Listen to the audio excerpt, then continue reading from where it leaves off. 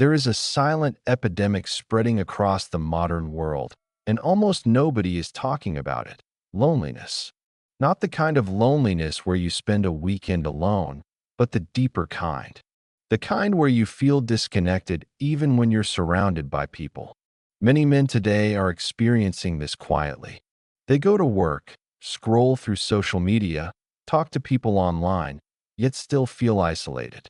The modern world promised more connection than ever before.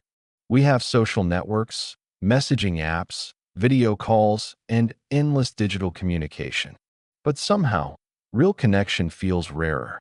Friendships have become weaker. Communities have disappeared. Many men feel like they have no one they can truly talk to. And the problem is that society rarely acknowledges it. Men are expected to be strong, independent, and emotionally self-sufficient. But humans are not built for isolation.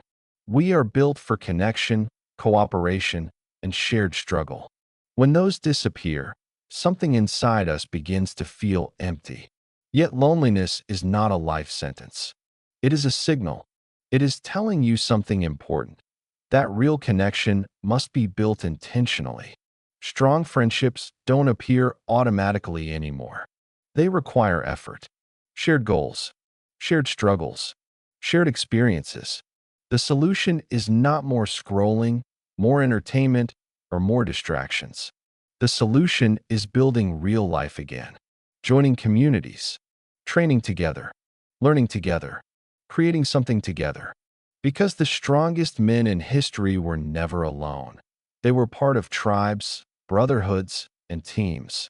And if modern life has weakened those structures, it simply means we must rebuild them. Loneliness is not the end of your story.